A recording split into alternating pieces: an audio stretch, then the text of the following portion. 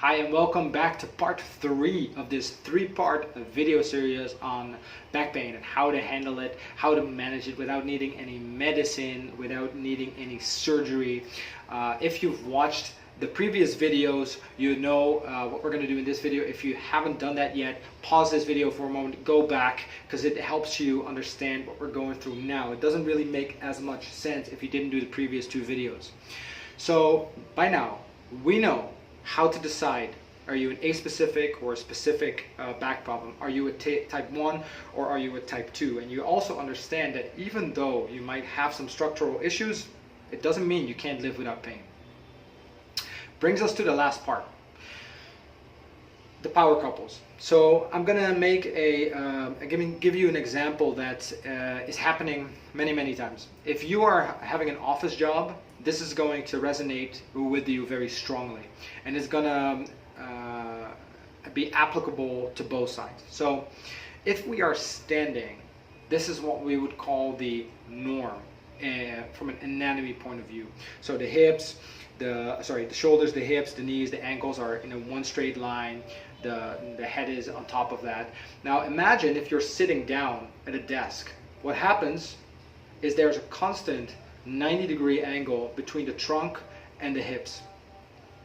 If you do this, the muscles in that area adapt. If you've ever had a sling on, let's say you've had a hurt shoulder or whatever, and you had a sling on, if you only have that on for, let's say, 6-8 hours, one day, take the sling off, and at the end of the day, it's going to be difficult to straighten your arm, because the bicep and the muscles in the front of the shoulder, they become shorter, they contract, they adjust to that position that they've been in. Now, take that position and compare it to how you are sitting in a 90-degree position. So the muscles in front of the hip are going to adjust to that position. And what you're getting is you're getting stiff, tight hip muscles. Now this is important because these hip muscles have a direct influence on how the pelvis is positioned and how the lower back is moving as well. So a very easy test to see if you have any shortening in the hips is this. You lay down on the back, right? And what you do is you bend the knee, so it's a 90-degree angle. So you're laying on the stomach, laying belly down, bending the knee in a 90-degree position, and then lifting it off the floor. And what you need to do is see if you can actually lift it from the leg, or lift it, or if you're lifting it from the back and really arching that back. And you'll notice how much, if you are doing this, how much you're actually compensating by arching the back up. This is very important because it shows you how limitations in one area can lead to compensations somewhere else.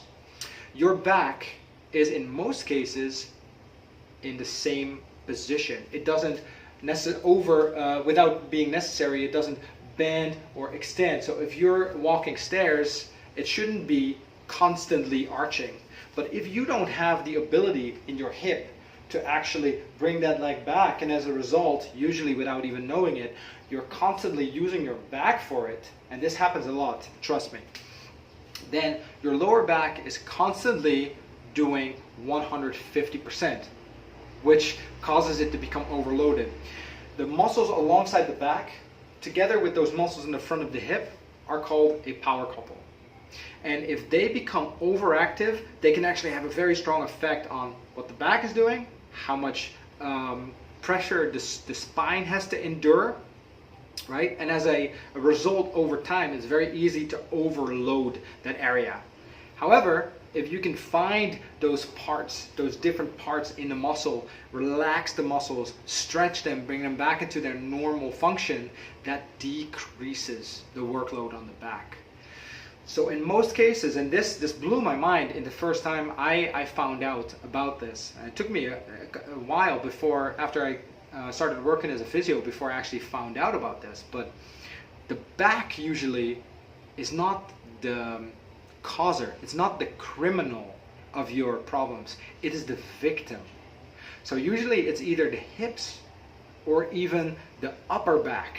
So what we also see is the people that have that strong sort of overly rounded upper back, which is not just not great looking, but it's functionally a problem for your lower back as well. Because every time that you need to go overhead, when your upper back can't properly extend, straighten up, guess what?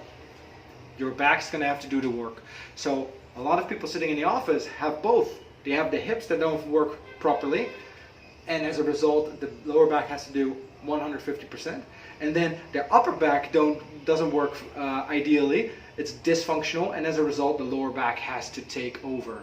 So the lower back is doing 200%, and as a result, it's constantly overloaded. Now, what I've done is I've took some deep tissue techniques that I used in the clinic a lot. But then what we did is we found a way to replicate this and give people an opportunity to do this themselves. Because if you come to the clinic and you just do half an hour of massage work once a week, it's like going to the gym if you need to lose weight. Once a week is just not going to cut it. So what we noticed, if we taught people how to take care of these problems themselves, their recovery sped up, was significantly increased. So I took all those techniques and I bundled them in one book.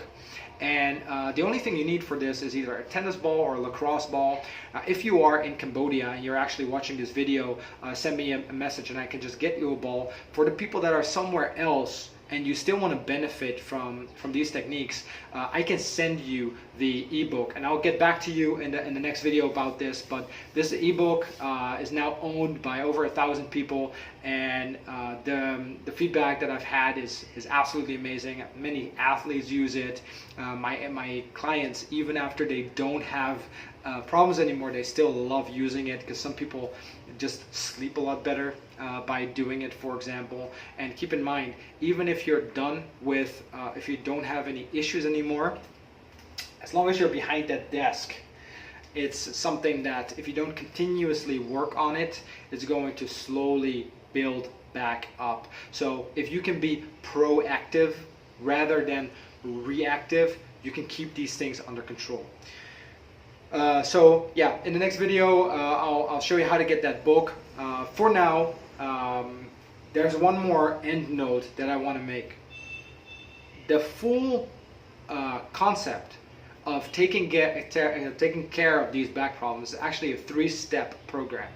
Number one is awareness. So the videos that we just did, I hope it sheds some light on how back problems actually work. And step one is releasing tension in muscles that shouldn't be there. So the example that I just gave you with the hips and the lower back, the same applies for the lower abdominals and the glutes. For when you're in the opposite pattern, you need to be able to find those tension points and take them out. Step two is what we call restore.